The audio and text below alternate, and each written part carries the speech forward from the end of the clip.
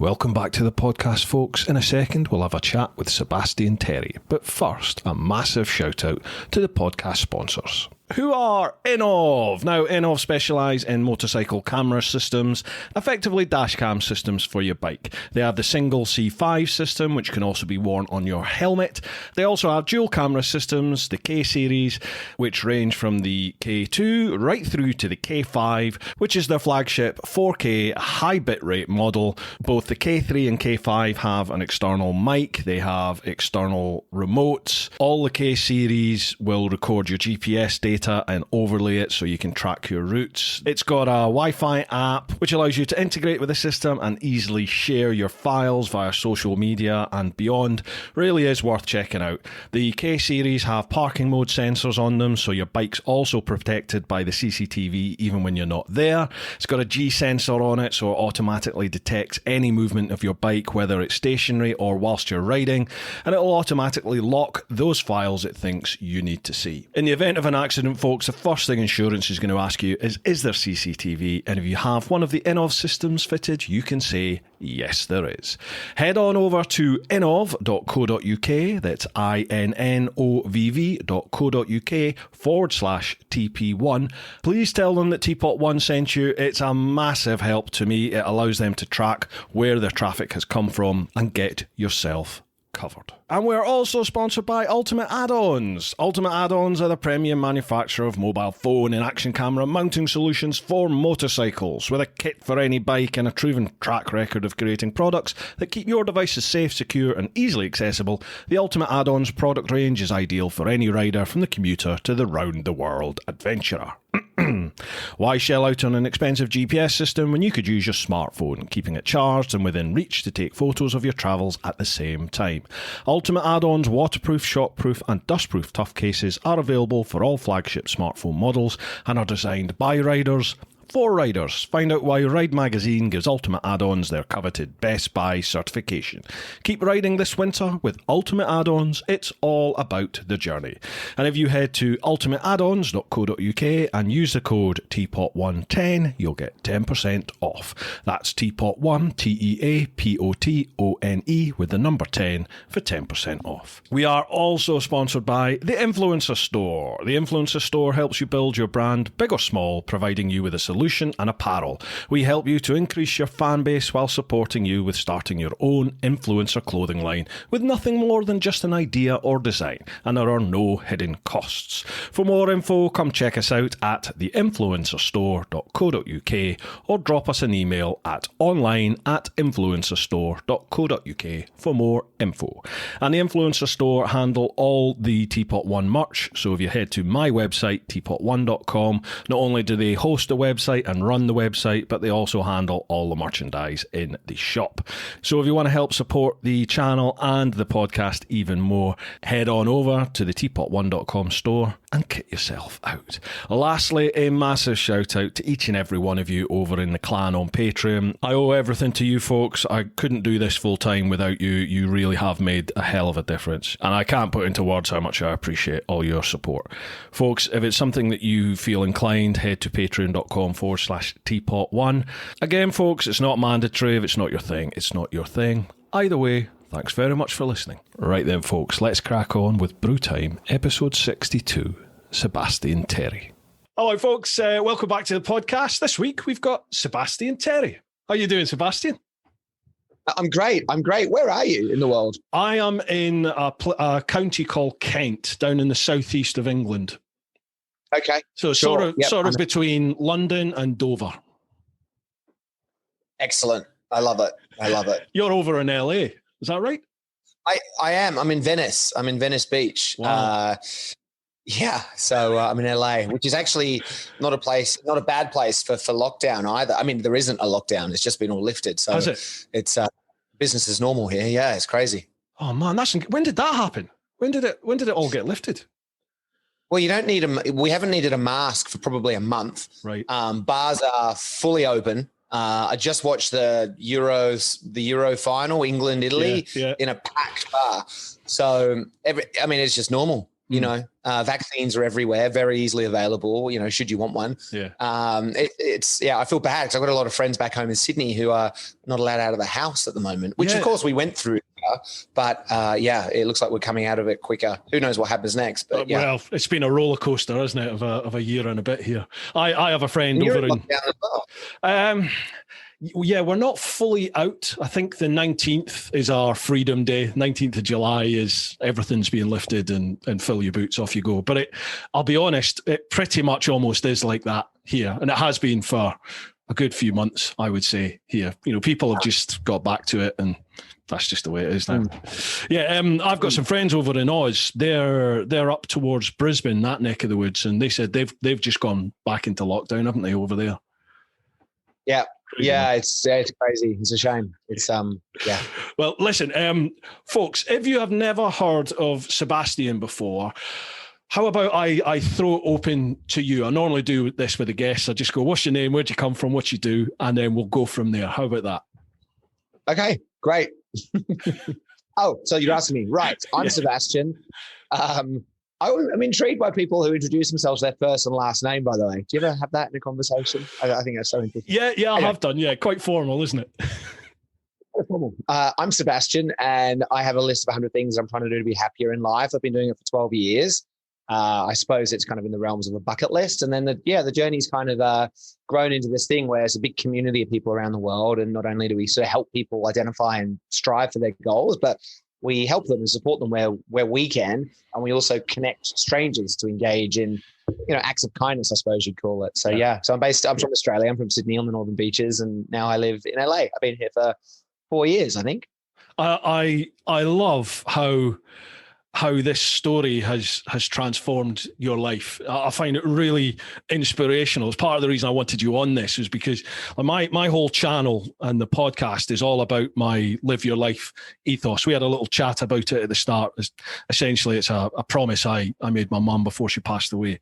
So the whole live your life thing has really changed, and it's impacted on my life. And I just love, I mean, your story, again, it has a real emotional and sad beginning. You lost a very close friend about 10, 12 years ago, didn't you? And that sent you on this journey. Is that right?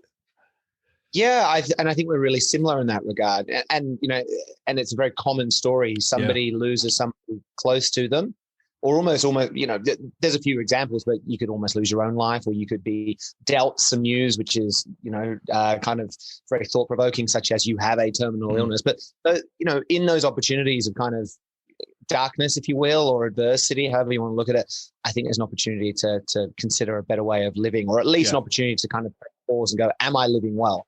And that's what happened with me. I lost a friend. I was 25. He was 24. I'd also done a few things beforehand, as in I'd got a university degree and felt really underwhelmed with that. I started a business with a friend and just felt very underwhelmed with that. And I lost a friend, Chris. And all of those things came together in one moment. And I just thought, am I happy? Am I living well? You know, I actually thought about my friend, not that I got the opportunity to ask him, but I thought if he got another 24 years, would he live the same way? You know, or would he change everything? And I don't think he would have changed anything. He just lived really well. As far as I could tell, it was a very values-driven life, something that just, as you said earlier, you know, filled his boots or whatnot. And it was great. And I thought, right, a life far too short, but one really well lived. What about me? And then in that moment, I just thought, well, what have I done? Who am I? And I had no idea. I hadn't done much, hadn't smiled a lot. And I thought, right, how do I change that? So I just wrote down a list of things I thought would make me smile more. And there was about 100 things on this bit of paper. And I just thought, I'll try and do that. I'll just be happy. So I just dropped everything 12 years ago, and the journey has just taken off in some beautiful way. And I've got to say, I feel pretty good. Man, that's awesome. It's awesome. Sends shivers down the spine. That it's very inspirational, very powerful stuff. I get you. I mean, this has obviously become a way of life, a business for you now as well, with the whole Seb 100 thing. Is it 100things.com or Seb 100 things? Yeah, it's 100 things. Yeah, 100 the website 100. Yeah, I mean, you obviously do. You get lots and lots and lots of people contacting you, asking for advice on what to do. And people now can create their own sort of bucket list, can't they? Their own list of things to do. And you help people accomplish different things. Yeah, it was never a plan. It just sort of happened. Like as you said, I started answering a lot of questions. People seem to have questions for, how can I start a list? Where do I begin? I want to do this, but I'm not sure how. So I used to just reply to everyone and just say, well, this is what I did. This is what I did, and just offer. It wasn't kind of like advice, just my thoughts really on it, perspective, if you will. And then, it got to a point where people started asking me to speak on stages for their businesses. And I'm really lucky I get to do that, all around the world now. And then I kind of changed the website because the story very quickly wasn't just about me. It became about everyone. I just represented what everyone kind of wanted to do, and which was, be happy by doing things that are important to us. And I would just share my story. So other people started doing that. I helped a few people with their things as well. And then, we just kind of developed an 8-step class, if you will, online class for people to create, develop, strive for, achieve their goals, which I'm so proud of. It's changed lives. It's unbelievable. So it has become a business, but I think more importantly than that, it's just become a really good community. We catch up all the time on Zoom weekly with people around the world, and it turns out we're all the same. Mate, absolutely. That is the overwhelming thing I got from traveling and meeting all these strangers all around the world, from every background, every culture, every religion, every skin color. We're all the same. Everyone's out there, essentially. They want to look after their family and friends, and they will help if they can help. 99.9% of people out there, no matter where they come from, will help you, won't they? If you're in need, they will literally give the shirt off their back if you need it. I'm a big believer in. Oh, sorry, go on. No, it's just we chatted earlier. I was old Bill. I was a police officer before this, and I did find myself change over the course of 10, 15 years in the police. That I found myself becoming very untrusting and sort of almost a little bit bitter towards a lot of people, just strangers I never met. I'd be very judgmental because you have to be. That's, at the end of the day, you're living on your wits when you're in that sort of job, not to be melodramatic. And it was so nice to come out of that world and, almost be able to breathe again and discover that the people are nice. Yeah, I fundamentally believe we're all nice. We're all good. And as you say before, we're all here and ready to help. We're innately wired to help each other and connect. We just don't know how. And I found on my story, all these things that I wanted to do. It's weird because I get celebrated for a lot of the stuff that I did. From marrying a stranger in Vegas to delivering a baby to walking across the country to doing stand-up comedy, whatever the things are. And almost every single story, only really, sure, I was the spark. It's what I wanted to do. It's on my list. But when you take a few steps, as in that direction, or you head down the freeway on your motorcycle, you do meet the people who you need to help. People want to help each other out. I couldn't have delivered a baby unless someone said, "Hey, you want to help deliver my baby?" And it's our community calls that we do every week now. There are people who want to do things, and people in the community will inevitably help them out all the time, because so many of it, it's not a conversation we typically have. What do you want to do? What's a really important dream of yours? And as soon as you start sharing that within a like-minded community, you'll realize that people will actually not only share goals, but will be able to help you out. That's what a community is. It's a group of people who share a common belief or interest or goal. And so that's what 100 Things is now. It's a place where people come share their goals, knowing that they're going to bump into other people or they can take that journey with or get help from. And of course, the other side of it is you can help somebody. If you told me now, hey, this is something that's really important to me and I could probably help, I would, and vice versa. And that's what the world is, So I'm so glad that you're now in a position outside of the police where you get to see that side of people, because it's beautiful. Yeah, definitely. It's very much the pay it forward philosophy, isn't it? It's, pay it forward and it'll come back to you eventually. Oh, yeah. Yeah, absolutely. Yeah, I agree. Yeah, I completely agree. Nice. How long do you have to chat? Today? Yeah. Just now on the podcast. How long would you like to chat? Well, these can go on for hours, but I don't want to hold your time up here. It's just so because we've got quite a few questions here, and I know from past experience the questions can be quite obscure. So obviously they can take us down all sorts of different avenues. So it's trying to gauge the time. I got to get out of here at 1. Okay. So 50 minutes. Cool. Right. No worries at all. How about we crack on then with the questions that people have posed? Well, so I'll look at this camera. I'm looking at you, but I should be looking at that camera, shouldn't I? Your audience have posed questions for me. Yeah, that's right. Yeah, what I do is I post up on my. I have quite a large Patreon following. You know, they basically allowed me to go full time at this.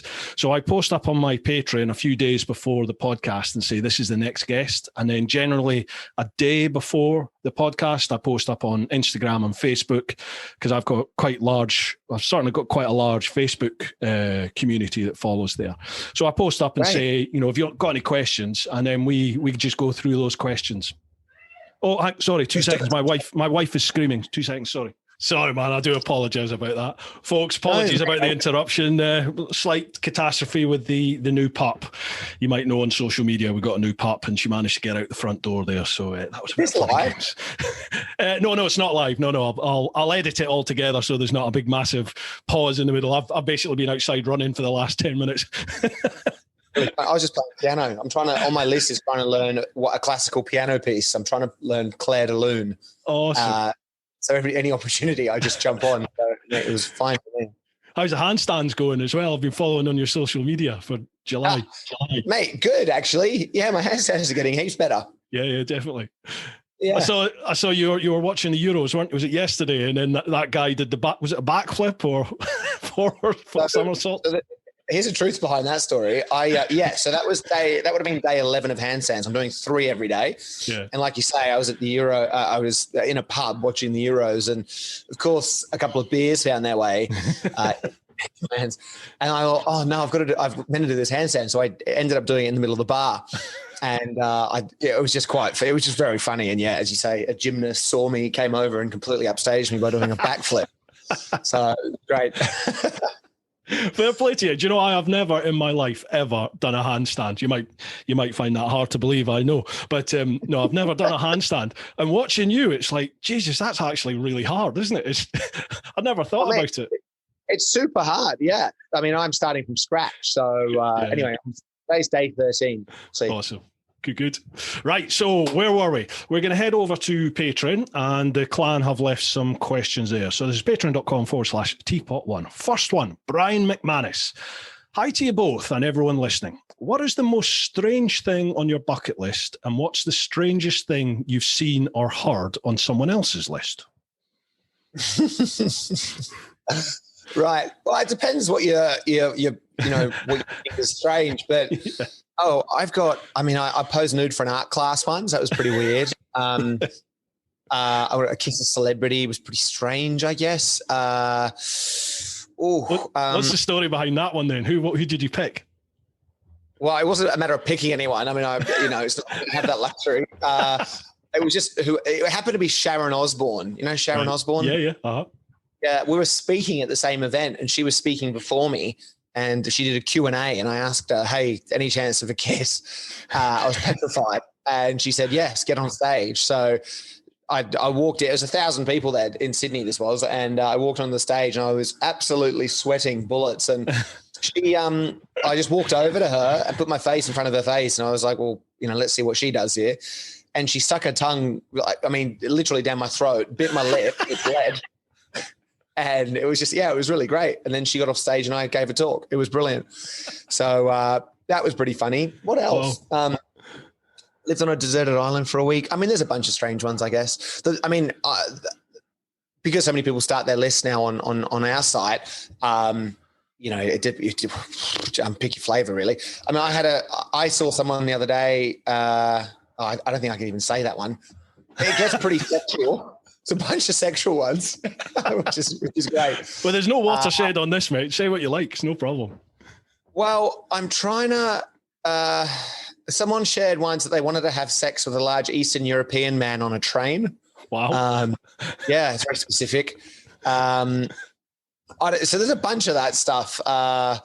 What else? I mean, like dyeing hair, but it's kind of funny. That's the beauty of a list, right? It could be anything. And, really obscure, really small and simple. Someone just wanted to say sorry to somebody who they hadn't said sorry to yet. And, to the typical bucket list things like jumping out of a plane or whatever. But I was plenty of weird ones. I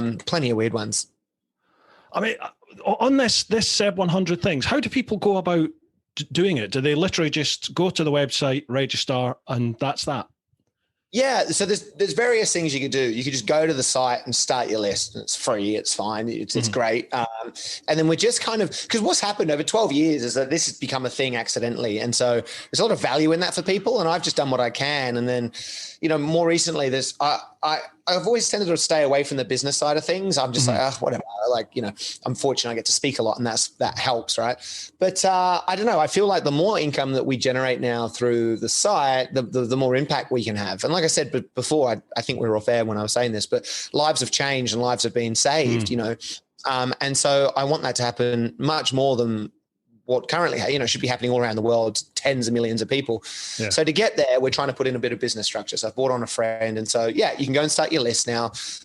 We also have this 8-step program, which you can buy, do it as a group and go over 30 days, or just buy it off the shelf and do it yourself at your own pace. And that helps you really understand, because not just starting, I don't even really use the term bucket list, but it's not as simple as just going, well, I want to do these 10 things. It's a real deep dive into your past and your, reflection, giving yourself permission. Et cetera, understanding what your values are and what I would call the spokes to your wheel of life, or your motorcycle wheel of life. And then, that's the beginning of the list. So you can do that. That we have these, accountability calls every week. People just jump on and share their goals or what they're struggling with, or, where they can help. And there's a lot of things. But if you go to 100things.com, you can just start by, starting a list for sure. Yeah. Yeah, so there's like a full support package that comes with it. If you want that kind of thing, you can, as you said, you can dive deep into it. And yeah. And we're actually building it out so it looks and works a lot better than what it currently is. So but if anyone does want any help, obviously let me know. But I'm all about people starting their list. I think it's really important. Awesome. Yeah, I love the idea. Genuinely do. Next one, Matt Jordan. I hope you're both well. Thanks for putting up with my questions so far. Not kicking me out of the clan just yet, Bruce. No worries at all, Matt. No worries. My question is, how many of your bucket list tasks have you regretted when you reach the point where you're about to do it? And also, what were they? Oh, so interesting. Well, it's kind of disappointing for Matt. I don't really have any regrets. I remember being kind of like underwhelmed by one of them, and that was I got my fortune read. I always wanted to get my fortune read. But it's a very easy list item, right? But I kind of feel like the lady I did it with was just, I was going to say a fraud, but she didn't connect with me. I'd heard really good things about her, but I went in there, and it was a Turkish tea leaf reader, and she basically said, she's like, who's Stefan? And I was like, I don't know, Stefan. She's like, who's Hillary? And I don't know, Hillary. And she went on with names for felt like 10 minutes. And finally, she's like, who's Brett? And I go, my sister's dating a guy called Brett. And she's like, thank you very much. That'll do. Yeah. What do you mean? I could have done better than that. So that was disappointing. But nothing I've regretted, certainly. I do think, though, that the concept of regret or feeling underwhelmed definitely comes from, or it can come, what I've seen is that it comes a lot from people who kind of have these goals which aren't necessarily that important to them. Whether that, it's a goal that somebody, an expectation of somebody, I should buy a house. So they go and get a house eventually, and they're like, it doesn't really mean much to me. The point here being, I think the bigger point is it's always good to really check in with your values every so often and make sure that your goals are aligned with your values. And that way, I think you give yourself the best opportunity to avoid feeling disappointed when you do achieve these goals. Because, imagine working towards a goal for years and years and years, getting there, and then realizing, didn't even really matter to me that much. So, anyway.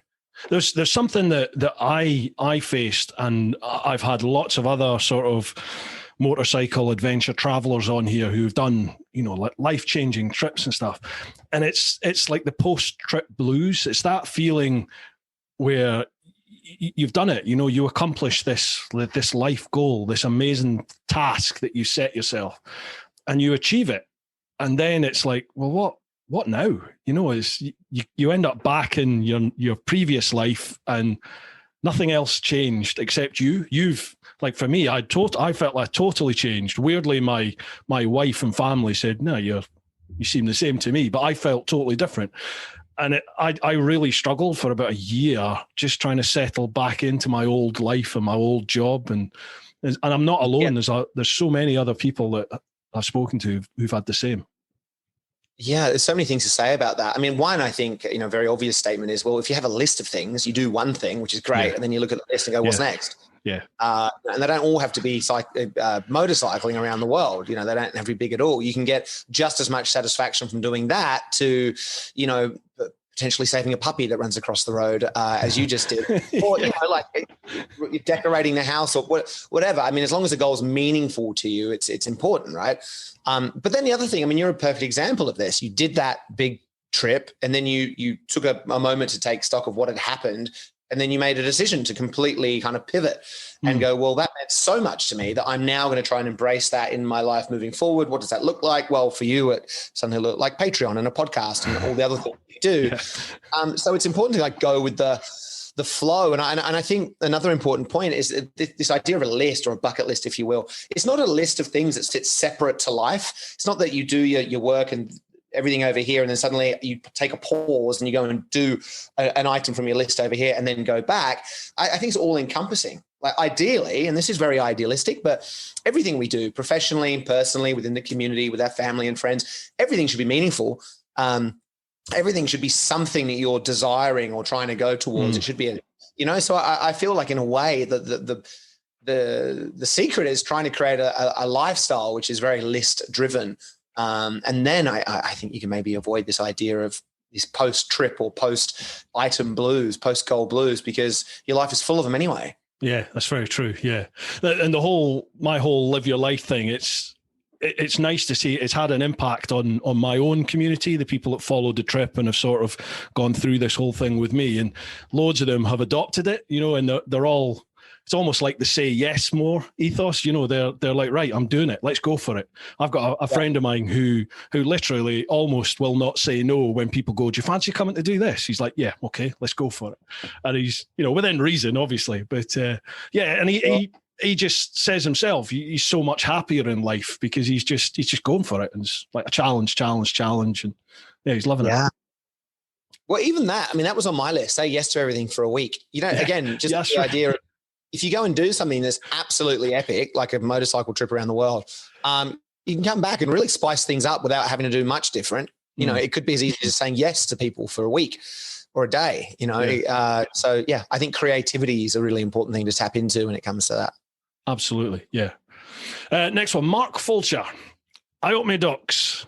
Mark's northern. That's how they speak up north. I hope me ducks. Forgive me, but as I'm just a Mardy bugger, that means he's a grumpy bugger, I don't buy into the whole bucket list and inspirational speaking malarkey, and do question why people have to make such a big deal about just cracking on and doing rather than sitting on their backsides and getting on with it.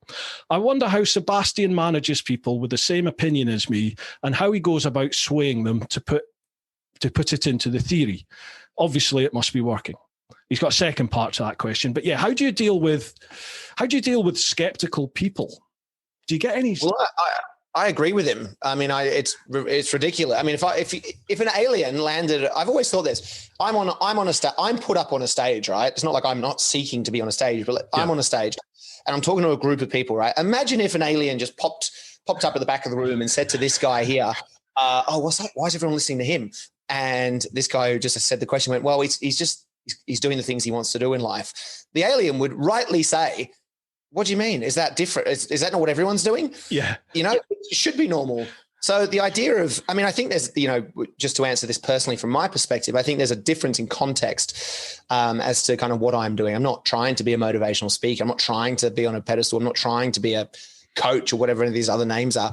I just happen to be doing something which sadly is not common. And so to people who are kind of skeptical as to, well, I don't need a list, and hey, I'm not trying to argue that you do. I would warmly suggest that it's a positive thing in people's lives, and even go as far as saying, well, you probably do have a list if you think about it. I mean, we all have goals, whether it's make enough money to do A, B, or C, whatever this gentleman's goals are, we all do.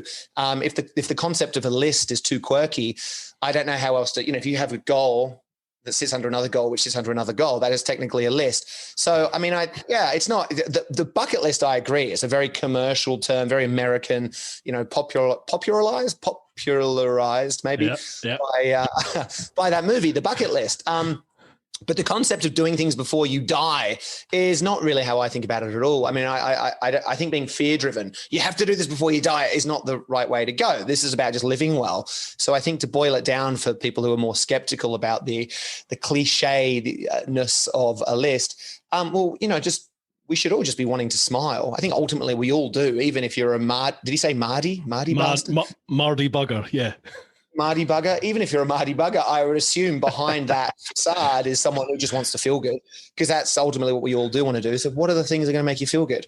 They don't have to be, again, jumping out of a plane, climbing Everest. They could be, having a nicely cultivated beard, or, it doesn't really matter.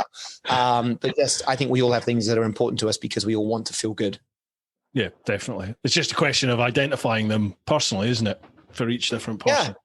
It's a very personal and relative concept, Mm-hmm. So I get it. I mean, I get this comment quite a lot after a talk. People come up to me and be like, "Oh, I owe you an apology. I thought you were just going to come in here and tell us how much you had done and all the things that we need to do to be happy." And that's far from the.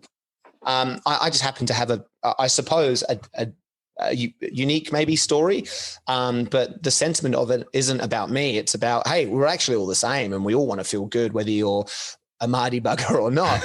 I think we're all the same, really. Yeah, I mean, your story is an incredible story, but not taking the shine off of it. It's a simple story, isn't it? It's just you had to think about your life and, okay, these are the things that I would like to try and achieve and attain, and off you go. And as you said, for everyone can do that, can't they? Everyone can sort of decipher what's important in their life and what achievable goals, what do they want to achieve. And it's just a question then of having the self-discipline to make it happen, isn't it? And go for it. Yeah, absolutely. I mean, the story is like one that everyone should have, really. I mean, you want to do things that are meaningful to you in life, and I think by doing so, you become better equipped to help other people in some way, shape, or form. And certainly, that's my story. I've done plenty of things from my list that I don't need to tell people about.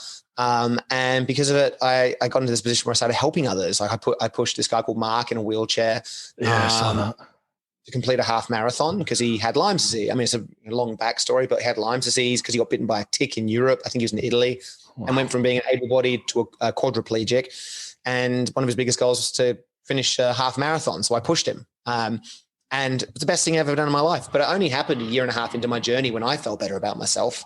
So, I think the benefit of being like healthily selfish by doing the things that are on your list is that you actually better position yourself to help other people, whether that's as a father, a mother, a sister, a brother, a friend, a colleague, a dog father. I think it's all about that, building yourself, putting your oxygen mask on first so you can help others. Yeah, definitely like it. Aye.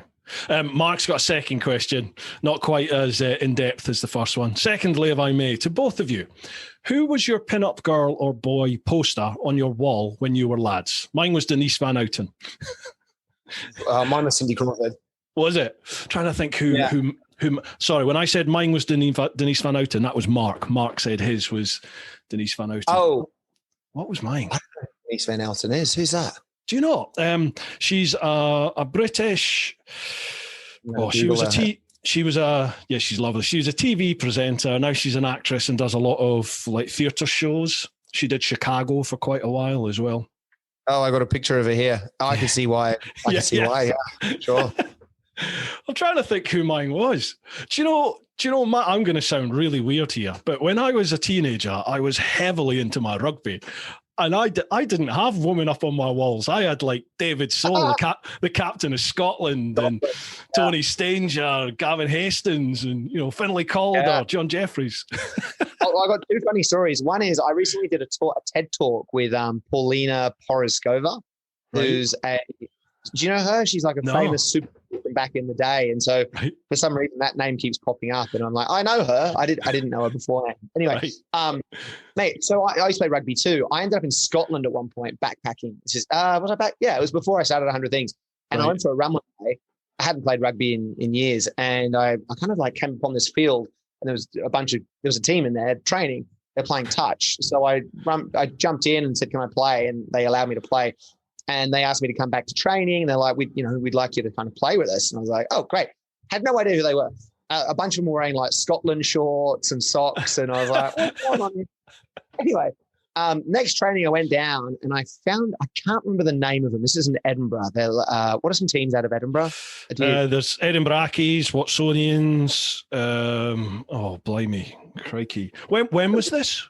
How long ago? Like 2004 or 5 or something. Could have been some of the districts. Yeah, could have been all sorts. I can't remember. But anyway, I went back for training, and at the end of that session, I was so keen. I was like, that's it. I'd love to play. And we had a wrestling kind of drill at the end, and I dislocated my shoulder. Oh, so I dislocated my shoulder, and the coach comes over, and he's like, he's taking off my boots because I can't with a dislocated shoulder, and he says to me, and I'm going to do a horrible Scottish accent. He goes, "You'll have to tell your dad that Kenny Milne took your rugby boot off." It was Kenny Milne.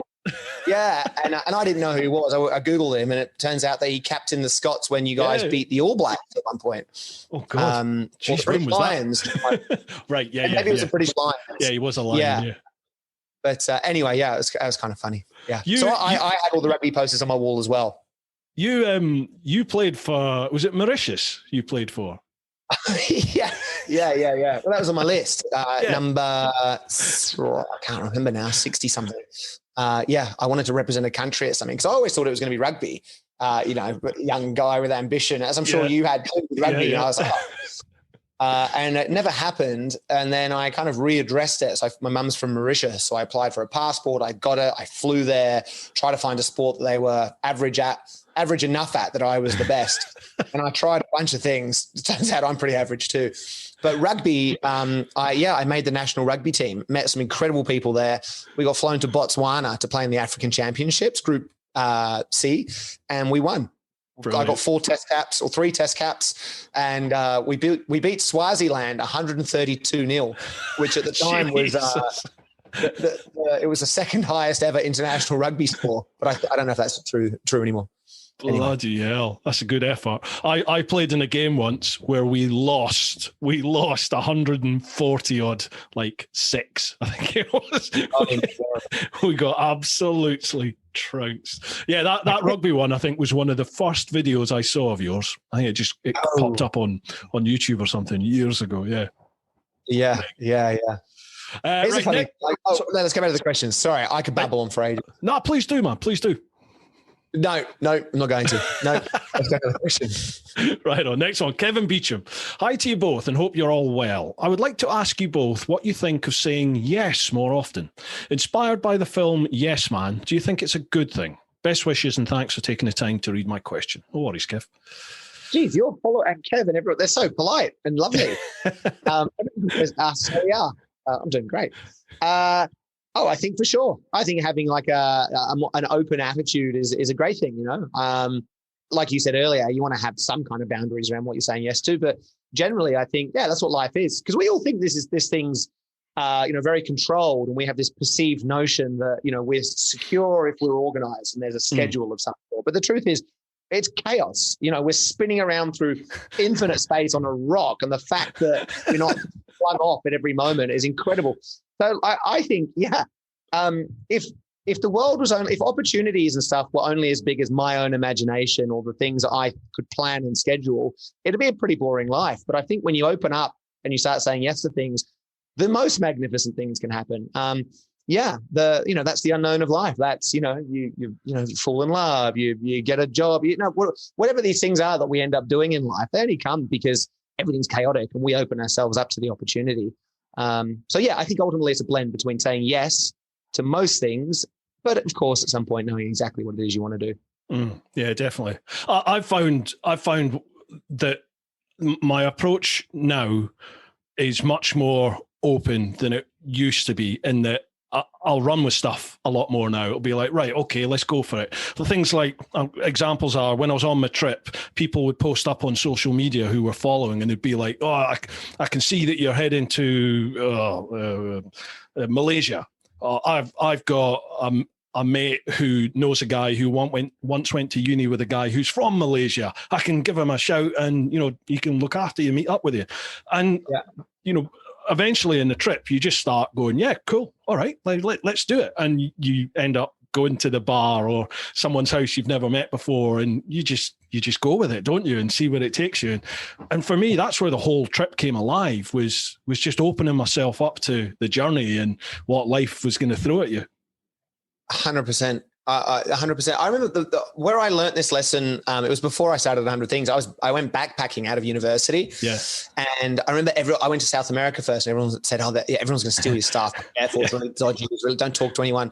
I remember the first week, I just wasn't having a good time because I was just being so sheltered. And then I thought, oh, no, sod this. I'm going to chat to everyone. And that's, as you say, things just opened up. And certainly with 100 Things, I mean, my stuff so many of my items wouldn't have happened unless I just opened myself up to opportunities. Like, as I said, people are great. And I've been offered so many things experientially and, contacts. And, hey, you can sleep in my spare room if you, and I hitchhiked across America. And, it's another example of just saying yes to anyone who offers you a lift. Yeah. That's where the magic is. And that's where I think you really get a lot out of life, because we all know that person too, who's just really open. And sure, that you're never going to believe what they did. They traveled all the way across here just because someone said there's someone there you should meet. And you're kind of envious, right? You're like, wow, that's living.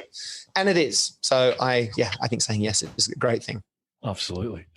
Oh, I've just seen you. The next one is Pete English. Now, Pete's got a bit of a reputation on the podcast for his questions. So let's see what he throws up here. Hi, guys. Hope you're both fitting well. I personally think the bucket list is a fantastic concept. However, I don't personally have one. I made the decision a few years ago, if someone asked me to join them doing something bike related, I said, I'm doing it, as that is what makes me extremely happy. My question, what do you want to be asked to do that would make you extremely happy? Oh, that's a good one. Right. I love that attitude. What I really, really, really enjoy just chatting to people and connecting with people and sort of going with the flow and being silly and making people laugh. I was actually saying to Toddy, who helps me with 100 Things, like together we basically do this now. Yeah. You have the podcast, don't you? Is that Toddy that's on the podcast? Yeah. Toddy. And I was just saying, I have a lot of ideas and thoughts, like many of us do, and I just would love to go down the rabbit hole with a few more of them. And maybe that's something I will start to integrate more. But like, for example, I'm going to sound so dumb here. The Coyote and Roadrunner movies, cartoons.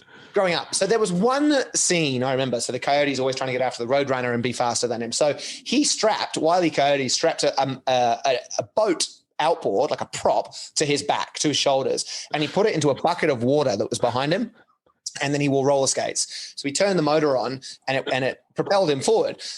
I'm 40 years old, and I'm still unsure if that would work or not. And Toddy was laughing at me yesterday when I was telling him this, and he's like, obviously that's not going to work. And I was like, well, why? Now, maybe you know the answer, because I'm still unsure, but I would love to try that.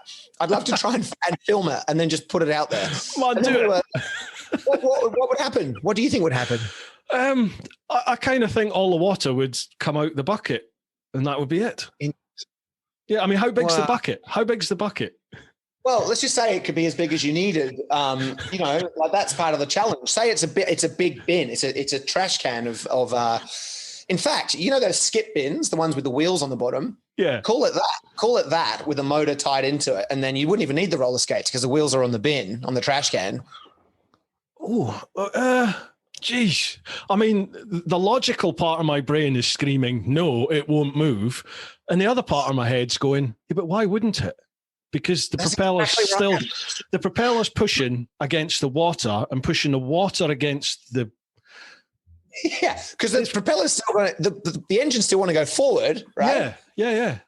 And the propeller is kept in a confined volume of water, isn't it? So it's always going to have something to push against, like it would in an ocean. So, geez, I think Wile E. Coyote wants. It might work, and so there's stuff like. So I'd like to pursue ideas whilst being entertaining. That's Sebastian, you've got to do it, man. You've got to do that. You've got to do it. Well, and then that led to like, well, what if it was a fan? If it was like a room fan, like it's got really hot here in LA. So I just got this fan the other day. It's really loud. And I was like, if I put that on my back and I was wearing roller skates, would that push me forward? Now, I think the answer is definitely yes on that. Yeah. And unless it's not, people are laughing at me. But then it's like, well, how many fans? So then I'd like to record myself gathering fans to see how many I would need to be pushed forward. Anyway. I see. What about you? What would you like people to ask you more? Wow. Cool. I mean, I've still got big dreams that I would love to attain. One is I never got all the way around Africa. I kind of, on my trip, I was going down the west side of Africa and things went a little bit wrong. So I ended up having to leave and come back to London.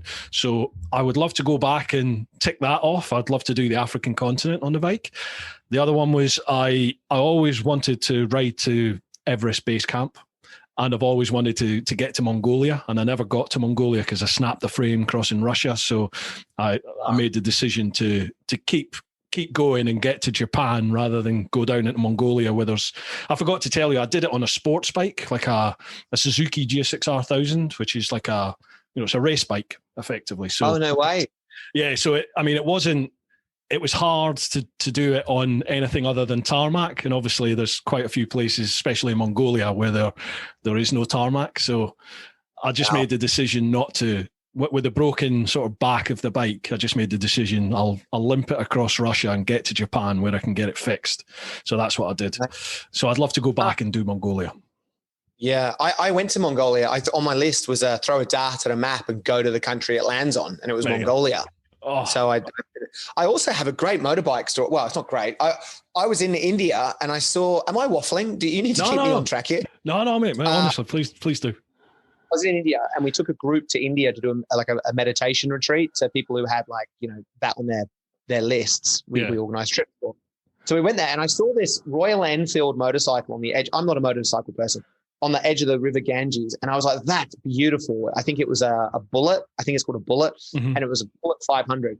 And it was army green. I was like, that is so sexy. And I thought about buying one there and getting it back to Australia. And I thought, oh, no, there'll be another time. And it's obvious I need to get it. So then I've got a friend here called Susie. She's amazing. She's so lovely. She owns a company called Poopery, which is it's a spritz that you put into the toilet bowl. So when you go for yeah. She's doing very well. It's a very big company. Anyway, so I go to her house one day and we go into her garage. She lives in a church. It's absolutely beautiful. She's redecorated it. It's fantastic. And we go to a garage, and in that garage is the exact bike, the Royal Enfield, the same color, the Bullet 500. I think it's a Bullet or a Classic, whatever it is. Yeah, and I was like, Susie, you are not going to believe this. I go, four years ago, I saw one just like this on the edge of the. I finished the story, and by the end of it, she said, I want to give it to you. I'm trying to get rid of it. No one wants it. So I have this beautiful, it's just it's in my garage here. Seriously? Yeah, Royal Enfield. Yeah. And I started riding it around LA. I actually had a bit of a prang on it one day. A car pulled out in front and I went into the back of it. It wasn't serious, but I haven't ridden it in ages. But the idea of adventure riding like you've done is fascinating. Oh man, just go for it. If it's something that you even have an inkling that you want to do, just do it. I mean, the States is such a good place to hit the road on a motorbike because it's vast and it's so different. In territories, in weather, in the people, it's just massive. It's like a world trip in itself. Just going around the States. Yeah. There's another thing that I've started to develop this quite unhealthy appetite to row the Atlantic. I've started watching that, different people doing it on Instagram and stuff, and thinking, oh, that looks a challenge. Solo? Sorry? By yourself or as a team? No, I would like to do it solo.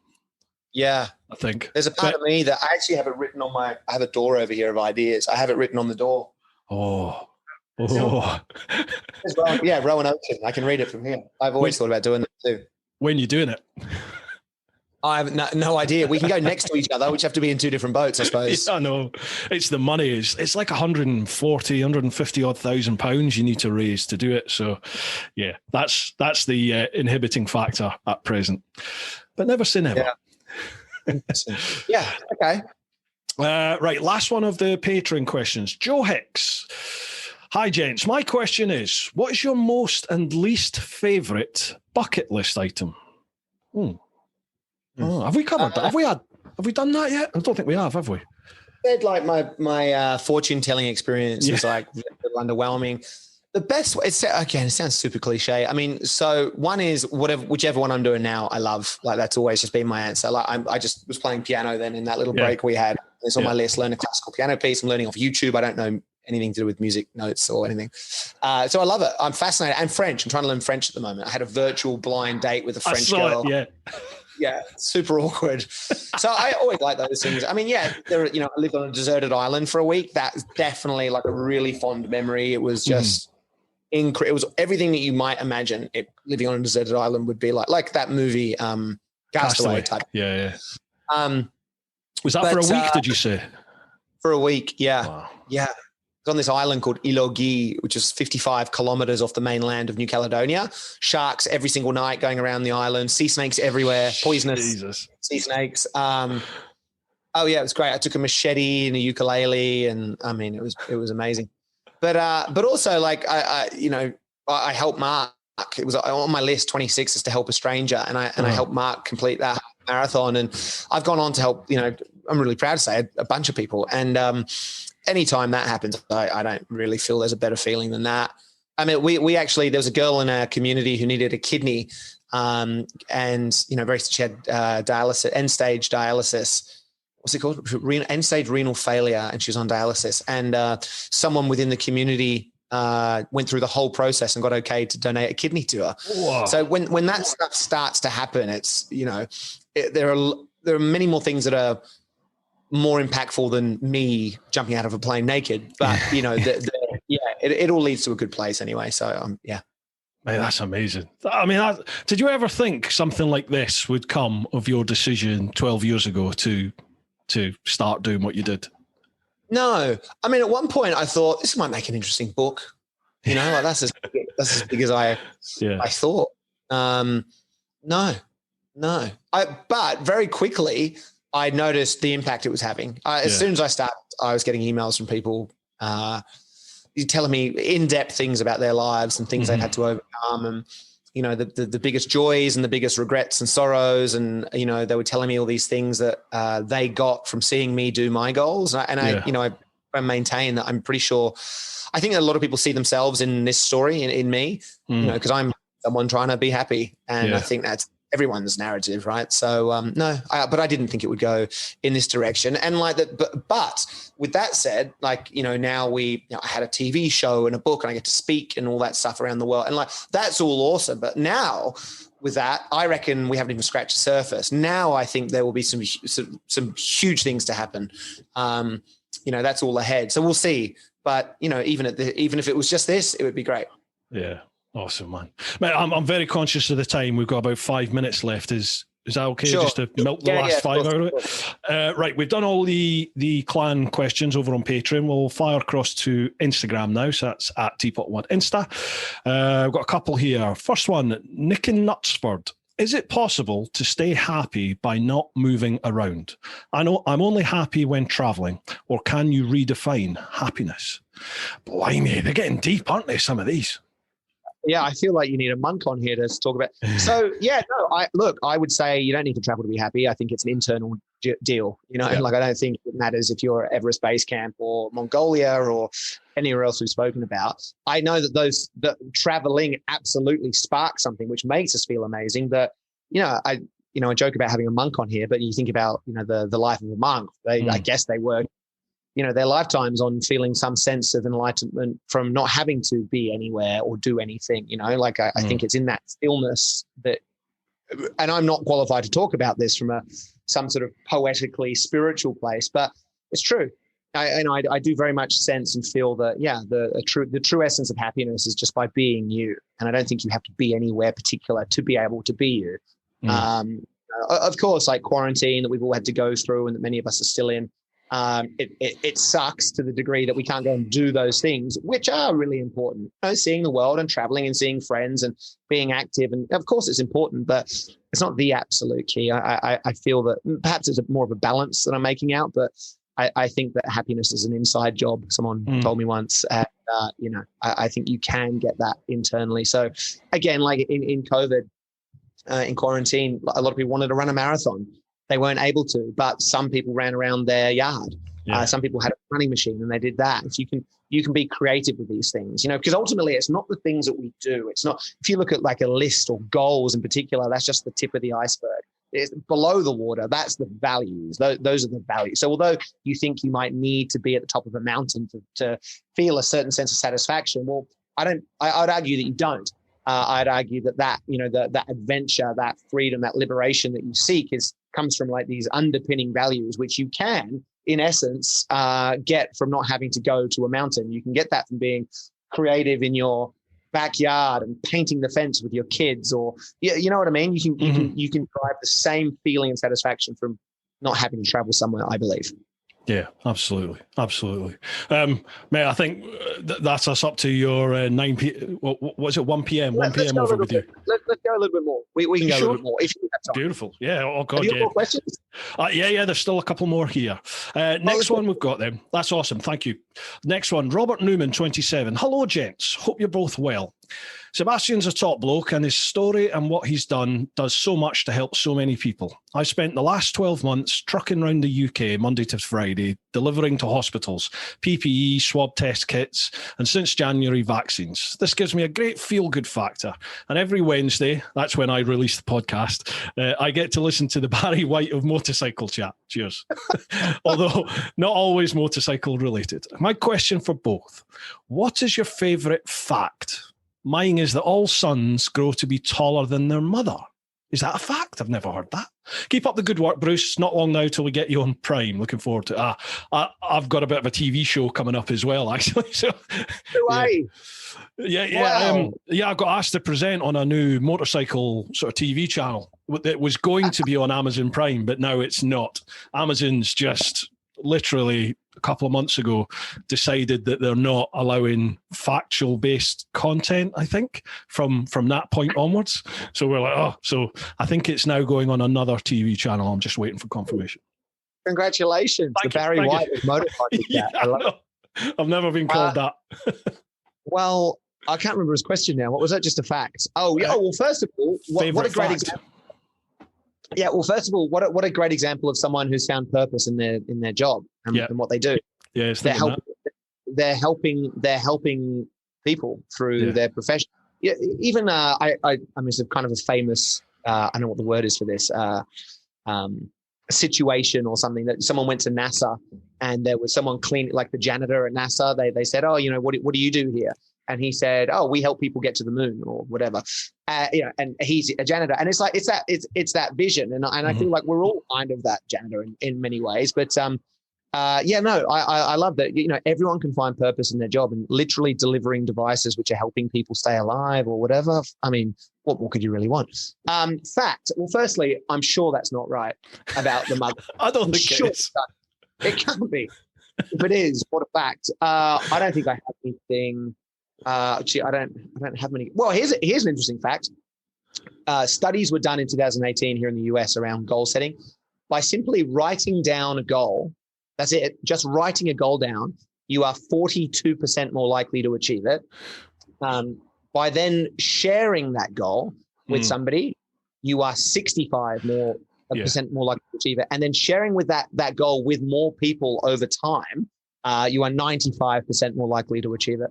Yeah, totally. I was going to say, when you said about writing it down, for me, it was telling people I'm going to ride around the world. And once I'd sort of put that out to my friends and family, then it was like, yeah, I've got to do this now.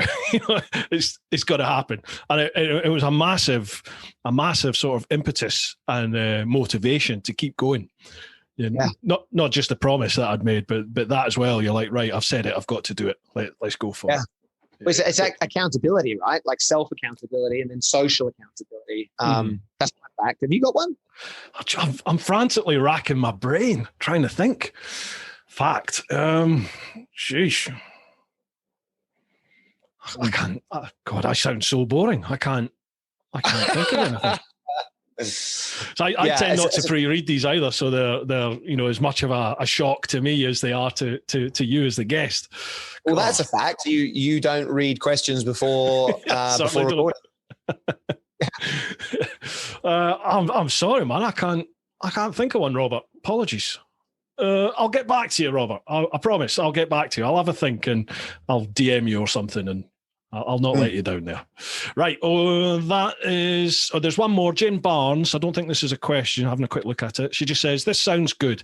Life is richer spending time on beautiful experiences. There's a really good book called Time and How to Spend It by James Wallman. Have you heard of that? Time and How to Spend It. No, I've never. Oh, cheers, Jane. We'll check that out. Let me have a little look and see if there's one on. I don't think there was one on Facebook. Can't remember if I posted up on that. I think we've gone through all the questions, mate. That's almost spot on timing. Mate, brilliant. That was really enjoyable. Mate, no wonder you're going to be a TV host. You're fantastic at this. Thank you very much. But yeah, I'm so sorry about abandoning you right at the start to go and chase that bloody puppy. Let me be honest. When you went outside, I heard your wife kind of like screaming or wailing in the back, and I thought something had happened to the puppy. Yeah, I thought you might come back going, mate, we're going to have to redo this. Yeah, it was running through my mind. I was being run over by a guy delivering medical equipment throughout the UK. Yeah. Hopefully, she panicked, bless her. But she's okay now. Thank you very much for your patience with that. I really do appreciate it. Oh, of course. No worries at all. Thanks for having me. Appreciate it. Honestly, my pleasure. I've been following you for quite a few years, and I was over the moon when you said, "Yeah, okay, let's do it. Let's do the podcast." So thank you very much for coming on. How can people find out more about 100 Things, about what you've done in the past, what you're planning to do in the future? What's the best way? Well, they can go to the website 100things.com, 100things.com, or I'm on social media on Instagram, as everyone is, Seb 100 Things, SEB 100 Things. I'd say those are if you see me, stop me, say hello. Those are the best ways. I also want to follow you on Patreon. I don't know anything about Patreon, but it sounds great. Oh, thank you very much. You probably won't know. I'm going to say this. Patreon's like a crowdfunding type thing. It's It's a thing for creatives where people can pledge anything they want. Literally from $1 to whatever they want to do, and it's just a way of helping. I hate this word, but creatives, do what they want to do. It's a way of people giving a little bit extra support there. So it helps with kit, it helps with equipment, it helps. Well, for me, it forms, half of my income basically. So, wow, there's lots of people on there. So people go on there, you post content on there. Yeah. And what I tend to do is I will post up content early on there. So my YouTube videos and things, I'll post up early on Patreon. So sometimes it might literally just be a couple of hours earlier if it's been a late edit. Sometimes it's a few days or a week earlier. I do meetups just for Patreons all around the UK. And once we're clear to travel, I'll be going across Europe and worldwide meeting up with people. So it's just a way of, I want to try, people are investing, their hard-earned money into me, so I want to try and give something back for that support. So there's that, and then all the other social media as well. So we've really got quite a good community that's sort of sprung up around the whole TeapotOne name. It's good. Yeah, it's really good. And I love it. I'm going to start following you too. It's always interesting with this stuff because I get asked to be on plenty of podcasts, and I try and say yes to everyone, of course, but it's always nice to actually meet someone and be like, oh, they're awesome. And that's how I feel. Oh, thank you, I don't know whether you feel that about me, but absolutely. I'm on yours now. I just followed you back. Oh, there's a photo of me. Great. Yeah, look at that. That's right. That's where I posted up saying that you were coming on, and obviously people can leave questions and stuff on there. Awesome. Folks, also, what about this? My Royal Enfield, I'm not sure I'm going to ride it again. I don't know, because I had that crash, and I was like, and then obviously a lot of people go, oh, motorbikes. So I don't know. I kind of feel, I was thinking recently that maybe I do a giveaway with the motorbike. I mean, it's amazing. It's 2015. It's barely ridden. It's beautiful. Anyway, then we can talk more about that. But definitely interesting. Right. Well, I'll send you a message afterwards, and we'll see what we can do. Help spread the word. Awesome, All right. Folks. I hope you've enjoyed this one. I will leave all of Sebastian's links to the website, to all the social media, everything like that will be down in the show notes. If you're listening to the podcast, check out the show notes. And if you're watching the vid on YouTube, have a look at the description and all the links will be there. Please do give Sebastian a follow on all the various platforms there. And if the 100 Things thing strikes a chord with you, give it a bash. You never know. Mate, thank you so much for coming on. I really do appreciate it. Absolute pleasure. Thanks so much for having me. That was fun. Absolute pleasure. I'll send you a message afterwards and we'll see what we can do with the Enfield. Amazing. Yeah. Cheers. Dude, all the best for your French and with the handstand. Look forward to following. See you. Bye. All the best to you. Cheers, pal. Bye-bye.